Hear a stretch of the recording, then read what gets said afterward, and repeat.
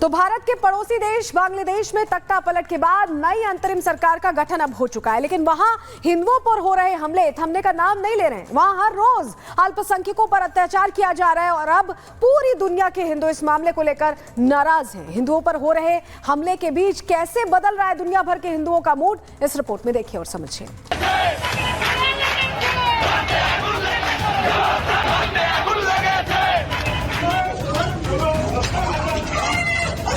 बांग्लादेश के हिंदुओं को तत्काल उनके लिए सीमाओं को खोला जाए और उनको नागरिकता दिया जाए।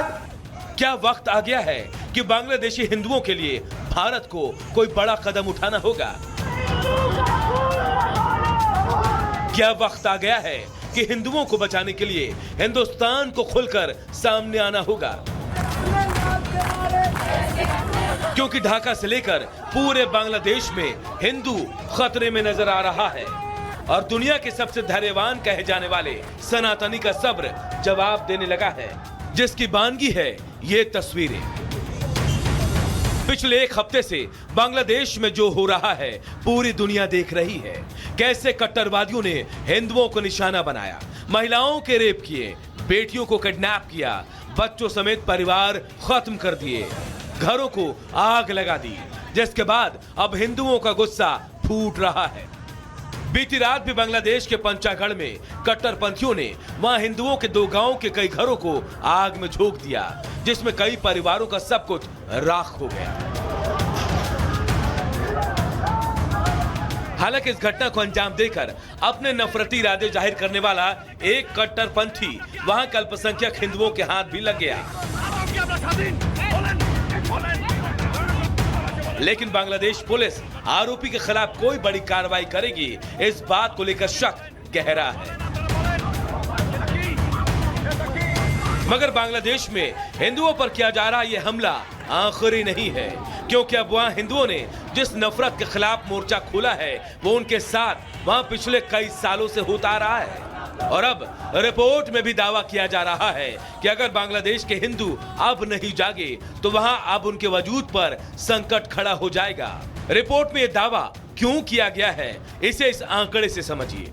1951 में पूर्वी पाक में हिंदू 22% थे। 1964 में 11.3% हिंदुओं ने पूर्वी पाक छोड़ा।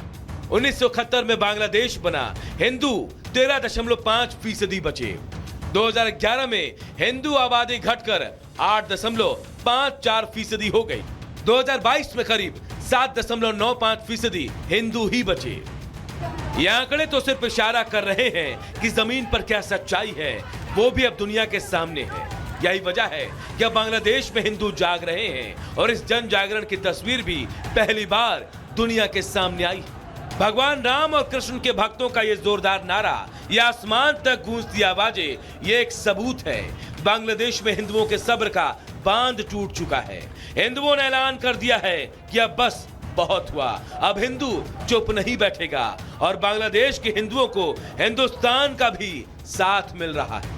यह विश्व का सबसे अमानवीय कांड हो रहा है, लेकिन संयुक्त राष्ट्र संघ मौन है। मानवाधिकार आयोग सब अफीम चाट करके सो चुके हैं। मेरा केंद्र सरकार से आग्रह भी है, निवेदन भी है कि अगर तत्काल हिंसा नहीं रुकी हिंदुओं के साथ तो क्यों ना भारत की आर्मी को बांग्लादेश में उतारा जाए।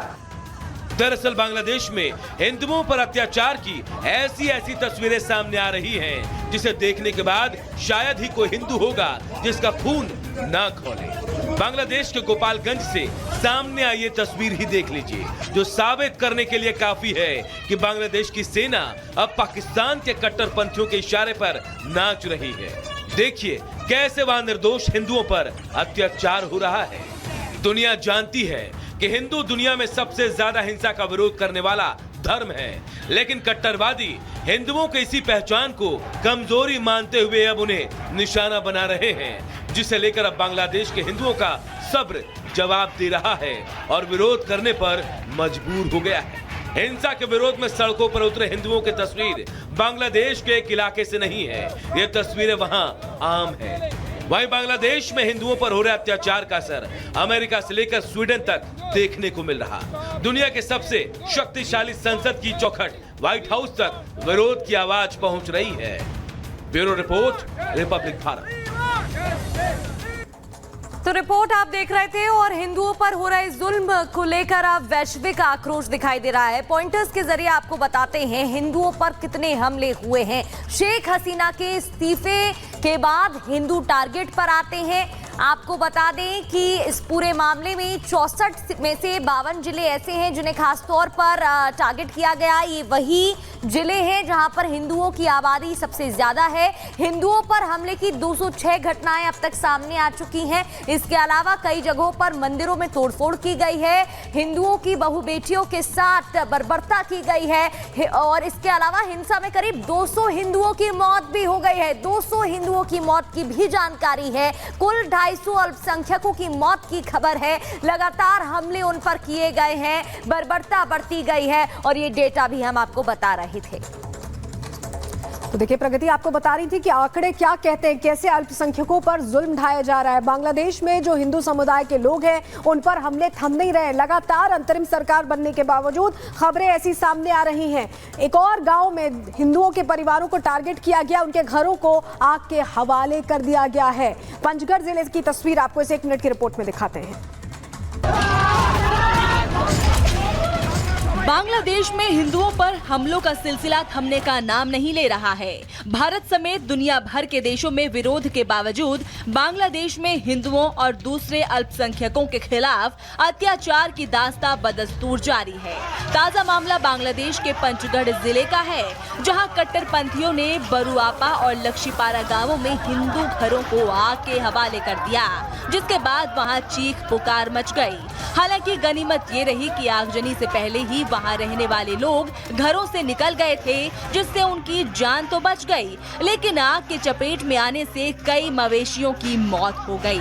बांग्लादेश में हिंदुओं के साथ हो रही हिंसा के विरोध में भारत से अमेरिका और ब्रिटेन से कनाडा तक विरोध प्रदर्शन हो रहा है, लेकिन इसके बावजूद हिंदू समुदाय के लोगों पर हमले नहीं थम रहे हैं।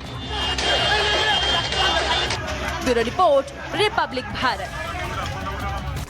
तो हैरानी की बात तो ये है कि जब विरोध प्रदर्शन हो रहा है ना सिर्फ बांग्लादेश में बल्कि अमेरिका से लेकर लंदन, ब्रिटेन और ऑस्ट्रिया में भी संग्राम देखने को मिल रहा है। आप पॉइंटर्स के जरिए आपको बता देते हैं कि वहां पर जो हालात नजर आ रहे हैं, वहां से जो तस्वीरें सामने आ रही हैं, वो थमने का नाम नहीं ले रही हैं। हिंदू समुदायों पर लगातार हमले हो रहे हैं। ये जो तस्वीर आप देख रहे हैं, ये मैप हम आपको दिखा रहे हैं और समझाने की कोशिश कर रहे हैं कि बांग्लादेश में जो हिंदू आबादी है वो कितनी है। सबसे पहले ठाकुर गांव की अगर हम बात करें तो यहाँ पर 22% हिंदू आबादी है। हिंदू आबादी 8% कुल मिलाकर अगर पूरे देश की बात करें और 4 जिलों में 23% है। पहले जिलों के हिसाब से समझ लेते हैं।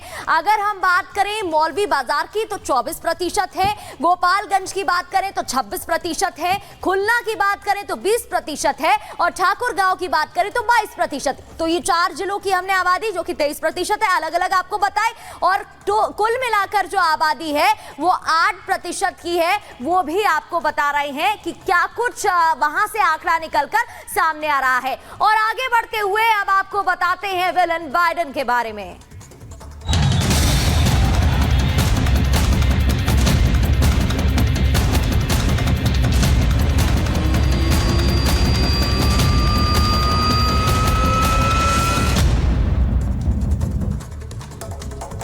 हम बात कर रहे हैं बाइडेन की, जहां आरोप ये लग रहे हैं कि क्या शेख हसीना सरकार का तख्ता पलट अमेरिका की वजह से हुआ है, बाइडेन की वजह से हुआ है। क्योंकि कहा जा रहा है कि बांग्लादेश के एक द्वीप पर अमेरिका की नजर थी और शेख हसीना सरकार उसको लेकर हामी नहीं भर रही थी। तो क्या यही वजह है जिसके चलते बांग्लादेश में राजनीतिक अस्थिरता फैली और उसके बाद सत्ता पलट गई? रिपोर्ट देखिए।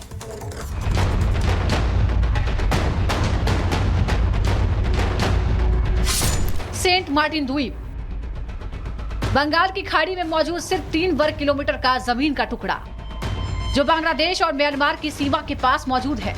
दावा किया जा रहा है कि रणनीतिक रूप से बेहद खास इस द्वीप पर कब्जे के लिए अमेरिका बेताब है। इस द्वीप अमेरिका और शेख हसीना सरकार के बीच एक खास रिश्ता है। कुछ मीडिया रिपोर्ट्स में दावा किया जा रहा है कि इस द्वीप पर कब्जे के लिए ही अमेरिका ने शेख हसीना सरकार का तख्ता पलट करा दिया। एक विदेशी अखबार ने शेख हसीना के हवाले से एक सनसनीखेज रिपोर्ट छापी है। अखबार का दावा है कि शेख हसीना ने एक सहयोगी के माध्यम से उनसे बात की। रिपोर्ट के अनुसार शेख हसीना ने ढाका के उथल पुथल के लिए अमेरिका को दोषी बताया है। अखबार ने दावा किया है कि हसीना ने उनसे कहा, मुझे छात्रों की लाशों का जुलूस न देखना पड़े, इसके लिए मैंने प्रधानमंत्री पद से इस्तीफा दे दिया। अगर मैंने सेंट मार्टिन द्वीप को दे दिया होता और अमेरिका को बंगाल की खाड़ी पर अपना प्रभाव जमाने दिया होता तो मैं सत्ता में बनी रह सकती थी। इस दावे के बाद बांग्लादेश के कब्जे वाले इस बेहद छोटे से द्वीप की चर्चा पूरी दुनिया में हो रही है। अगर इस दावे को सच मान लिया जाए तो अब सवाल उठता है कि आखिर क्या है सेंट मार्टिन द्वीप का रणनीतिक महत्व, जिसकी वजह से अमेरिका ने इतनी बड़ी साजिश रची। सेंट मार्टिन बंगाल की खाड़ी के उत्तर पूर्वी भाग में मौजूद एक छोटा सा द्वीप है। इस द्वीप का कुल क्षेत्रफल केवल 3 वर्ग किलोमीटर है और इसमें करीब 3700 निवासी रहते हैं। सेंट मार्टिन बांग्लादेश का सबसे दक्षिणी हिस्से का निर्माण करता है, जो कॉक्स बाजार टेक्नो प्रायद्वीप से 9 किलोमीटर दक्षिण में है। बंगाली लोग इसे नारिकेल जिंजरा कहते हैं, जिसका मतलब होता है नारियल वाला द्वीप। सेंट मार्टिन की लोकेशन रणनीतिक रूप से काफी अहम है। दावा किया जा रहा है कि द्वीप पर अमेरिका कब्जा करना चाहता था। इस द्वीप पर अपना मिलिट्री बेस बनाना चाहता है अमेरिका। इस आइलैंड से बांग्लादेश, म्यांमार और भारत की सीमाओं पर नजर रख सकते हैं। मिलिट्री बेस के माध्यम से चीन को कंट्रोल करने में अमेरिका को काफी मदद मिलती। फिलहाल इस पूरी थ्योरी की पुष्टि नहीं हो पाई है, लेकिन जियोपॉलिटिकल मामलों के जानकारों का कहना है कि शेख हसीना का दावा सच के बेहद करीब हो सकता है, क्योंकि अमेरिका इस इलाके में अपनी पैठ बनाने की कोशिश कर रहा है, लेकिन फिलहाल उसे सफलता नहीं मिल पाई है। अभी भारत अमेरिका का रणनीतिक सहयोगी है, लेकिन भारत की स्वतंत्र विदेश नीति से अमेरिका डरता भी है। ऐसे में वो इस इलाके में अपनी मिलिट्री बेस बनाकर भारत के प्रभाव से मुक्त होने की कोशिश कर सकता है और सबसे बड़े प्रतिद्वंदी चीन पर सीधी नजर रख सकता है। Bureau report, Republic Bharat.